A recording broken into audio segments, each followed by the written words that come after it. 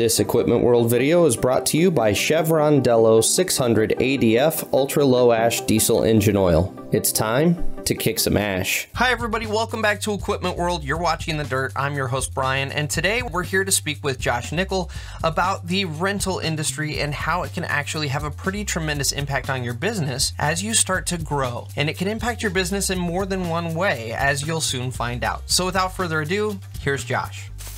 So my first question for you is, the rental market overall in the equipment industry, has it remained pretty consistent over the past 10 to 20 years, or is that something that we're seeing a lot of changes in? You know, it's actually really changed a lot. Compared to a lot of other industries, including the construction industry, the rental industry is really young. I mean, the association itself really started in the 50s. You know, most associations are hundreds of years old. And the modern rental industry has really been coming out of the early 2000s. I mean, there were no national rental companies over 20 years ago. There were no giant rental companies. So it's really been changing. You know, add on to that, America's always been an ownership economy. You know, we want to own our house, we want to own our boat, we want to own our excavator. And it's not really until about the last 2 decades that has changed that much. You know, we've gone from, you know, most contractors owning everything to, in the last few years, rental penetration, which is the percentage of equipment on the job site that's rented versus owned, being over 50%. Wow. So, you know, in just a few decades, going from nothing being rented to over 50% of a job site being rented. So it's really gone through quite an evolution. Interesting. So my next question is, do you think this is tied to kind of the next generation coming into the workplace? Are they the ones that are really fueling this change? Or is it existing contractors that are starting to just think about the way they are costing their equipment differently? The last 20 years, I would say, is the existing contractors realizing the value of rental, realizing, hey, I'm a great plumber, I'm a great electrician, I'm not an asset manager. I don't want to deal with mechanics on staff or logistics and delivery drivers and equipment replacement cycles. You know, so they have certainly kind of started to change that, but younger generations are really accelerating it. I mean, when you look at millennials and zennials, sharing economy is a term. It's something that they use regularly. The idea of access versus ownership isn't a new concept to them. It's a comfortable concept. And even things like sustainability. You know, I don't know that rental started with the idea of we're going to be a sustainable part of the construction industry. But we did a study a number of years ago and found that rental versus ownership cuts carbon emissions by 30 to 60%. And that's something a lot of younger people care about. So it's just, how does that work? Explain that one to me. That's intriguing to me. Yeah, it is surprising the first time you hear it, but when you think about it, there's a lot of things that an equipment rental company does at scale that's harder for individual contractors to do. A simple example of that would be if you have an excavator on a job site and you're going to eventually need it on another job site. What do? Well, typically that excavator is going to sit there for a little while, so it's going to be sitting there degrading. Once that is ready to go to the next job site, then you have to have a person, a truck, and a trailer or some sort of vehicle to transport it to that other job site. It's probably going to go from that one job site to the next job site, and then both of those things are going to sit for a little while. Whereas when you look at a traditional equipment rental company, what's going to happen is first thing in the morning, a bunch of pieces of equipment are going to be loaded up. They're going to go out and they're going to stop at multiple contractors on the way, dropping those pieces of equipment off. Then once the vehicle is unloaded, they're going to stop at multiple contractors on the way back, loading equipment up. So even just that delivery portion of it is more efficient. And then there's a lot more efficiency, yeah. Yeah, a lot of that. And then you add on to it more things like, you know, during that first 5 years of a piece of equipment's life, there's really nothing that's going to go wrong with them. Of course, you got your occasional warranty issues, but it's just like a car. It's just general maintenance for the most part you do in the first 5 years. So if we can use that piece of equipment as efficiently and as effectively as possible during that really usable life cycle, you can get a lot more use out of it before it ages out or starts breaking down just through sitting out and being in the elements. So it's a lot of little things like that that you put together that make it more efficient and more sustainable. Interesting. Those are 2 dots that I never would have connected at all. That's interesting. It is strange, isn't it? So I know you're going to have a little bit of bias here, but sure. What are some of the advantages of renting over just outright owning your equipment? Like you said, America is traditionally, we like to own our stuff. It's mine. We do. What are the advantages of renting? So, you know, I am not a person who would say you should rent everything. There are certainly cases where ownership makes sense and is a better option for people. I think where renting is a really good addition to a fleet is when there's things like uncertainty. Right now there's fears of recession, there's supply chain issues, interest rates are going up. That's a great time to rent because you don't have to know what the future looks like when you're renting. You can take on different jobs. So let's say the job that I take on today needs a small mini excavator that can fit through a 30-inch doorway or something, and the job that I take next week requires a bigger excavator to dig footings or something. I don't have to own one piece of equipment that does all those things. I can also focus on what I'm best at. We talked about earlier that how much contractors love their jobs, and when you're an electrician or a plumber, what are you great at? You're great at doing electrical work. You're great at plumbing. You're not necessarily a great asset manager. And so it doesn't mean that you don't own some things, but you don't have to be an asset manager to be a plumber. Go be a great plumber and let somebody who's a great asset manager handle the assets for you.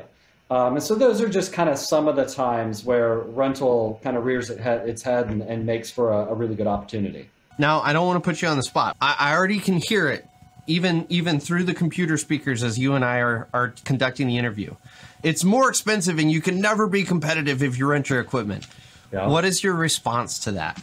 But before we get into that, I want to take a second to tell you about the sponsor of this video, Chevron Lubricants. Protecting your diesel engine and its exhaust aftertreatment system has traditionally been seen as an either-or proposition when it comes to choosing the engine oil that's going to protect your system. And that's exactly why Chevron spent more than a decade of R&D work developing a no-compromise formulation. Now, I don't have to tell you why a clogged DPF is bad news, but here's the real kick in the pants. 90% of that ash clogging up your DPF and then upping your fuel and maintenance costs, it comes from your engine oil.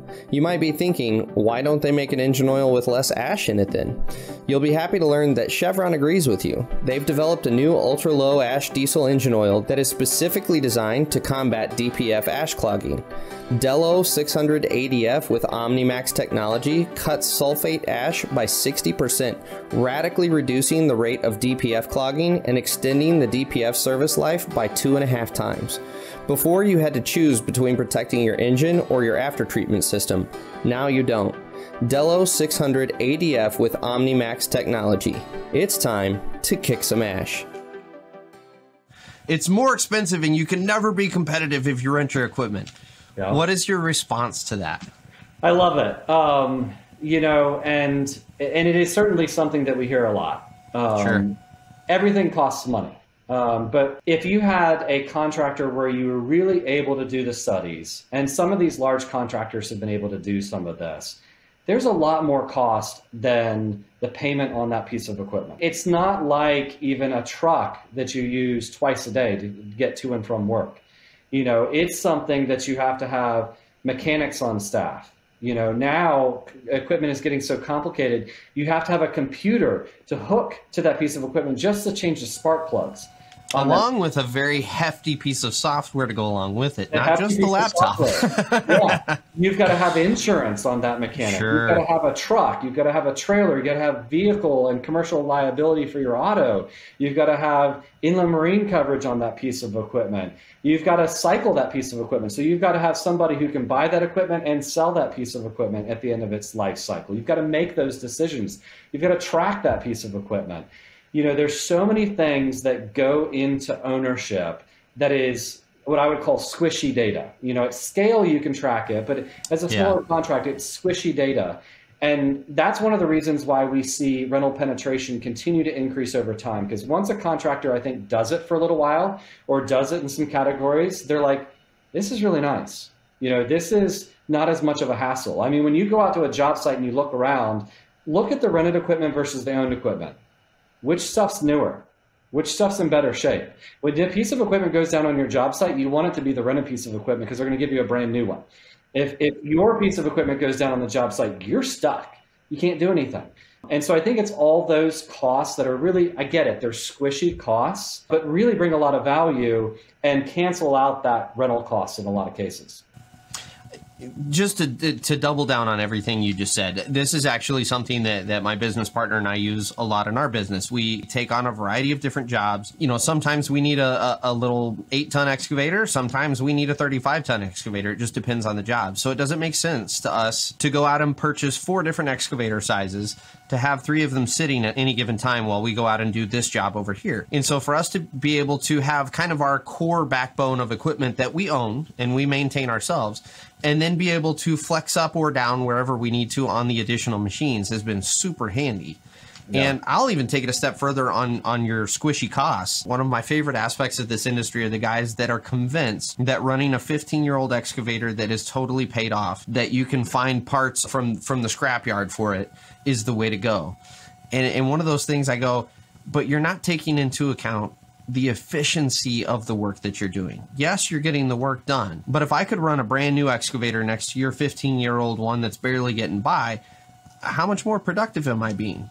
And if my hourly costs are X and it takes you 20 or 30% longer just because you have an old tired machine, that's 20 to 30% more cost you have into the job over this newer machine that I was able to go down the road and rent, and it only cost me 10% more in actual material money cost. Yeah. So there's a lot of factors that go into it that really a lot of guys I don't think truly consider. Yeah, I'd love to key off of that too, because if you look 20 years ago, what was the first piece of equipment on a job site? It was a full-size backhoe. And back then, mini excavators didn't really even exist. They just started coming into the market. And the reason the full-size backhoe ruled the job site is because you needed something that could do everything. Because you needed to own something. But a mini excavator is far more efficient at excavation than a full-size backhoe is. But if you have to pick one unit, you pick that. For landscapers on the other end of the spectrum, the mini skid steer didn't exist 20 years ago. If you bought a unit, you bought a rubber track skid steer, right? But a mini skid steer can do the work of 3 people. It wasn't until customers had the ability to rent and flex that size that they could say, you know what, I don't need a full-size backhoe today. I can use a mini excavator. I don't need a full-size skid steer. Actually, a mini skid's a better option for me today. But when you own, you have to have that asset that does everything well, but not everything great. Another aspect that occurs to me where rental has been super handy is not that you're getting outside of your scope of work as a contractor. For instance, we do land clearing, but we may not do the full-scale heavy land clearing that some other contractors would that require ownership of a dedicated mulcher unit. We're just never going to be there. But we might land one of those jobs where it makes sense for us to go out for 2 to 3 weeks and rent a dedicated mulcher unit. Those are yet another instance to where you can very easily flex up on your business and you can take that job, even though you don't outright own the equipment. And then the beautiful thing, like you said, is, first of all, if anything breaks down, I'm calling Josh and he's going to have me a good unit out here tomorrow. And then secondly, as soon as we're done with it, I don't have to worry about maintaining that machine. It's off my books. It's on down the road, and we get to continue on life without having all of the overhead of having to maintain that very, very expensive piece of equipment. Absolutely. I couldn't have said it any better. So my last question for you is, as you kind of look forward into the next 10 to 15 years, how do you see the rental landscape continuing to change? So a couple things that I think will change in the rental landscape is we'll continue to see better rental penetration. Again, as this new generation takes over and sees more value in rental and gets that value better. As rental companies get more common, there's still a lot of areas without enough access to high quality rental equipment. I think that will increase some things. But the other thing that I think you're going to see is rental companies, manufacturers, and the end user, the contractor, working together closer on a construction job site. The age-old idea was a piece of equipment is out on rent and fully utilized if it's on a customer's job site. But that creates waste in the supply chain. Really, if you're out there using it on your job site, that's great. But if it's just sitting there and you're not using it, I really should be helping you get that back and get it out to another contractor that could use it. Sure. That's better for me. That's better for you. That's a better use of capital and the assets. And so I think you're going to see, connected sensors, the connected job site, better data analytics, better telematics, far beyond GPS, that allow the contractor, the rental company, and the manufacturer to make decisions together to improve the whole construction ecosystem. Interesting. And it does occur to me that now that you've just said that, kind of going back to your carbon emissions and everything. Yeah. if you're able to rotate assets among different contractors, as opposed to, you know, kind of like going back to public transportation versus everyone owning their own car. Ultimately, if you're removing pieces of equipment, because instead of 5 different contractors owning 5 different excavators, if 5 contractors could share 2 excavators and rotate them, you're essentially creating less waste from, you know, the production standpoint. You're producing less emissions through the actual exhaust of the machines. Like, you're having a much bigger impact on the industry than what you're initially thinking about there. It's so true. I actually had this debate recently with somebody who wrote a book on the sharing economy, because they didn't initially feel like rental was part of the sharing economy. And realistically, I would say that rental is just professionalized sharing. You know, there is a middle person, and so it's not contractor to contractor, it's not peer to peer, but that's how it really started. It was contractors and repair shops who were like, I've got this stuff, this other person needs it, I'm going to let them borrow it at a cost. And then that got professionalized to where there's a middle person in there who can maintain it, make sure that it gets swapped out when it needs to be swapped out, handle the logistics, handle the replacement cycles. It's really just professionalized sharing. Well, Josh, this has been interesting. I know most people don't think of rental as the most interesting topic, but this has been really interesting and informative. I appreciate it. Thanks for having me here. I appreciate it.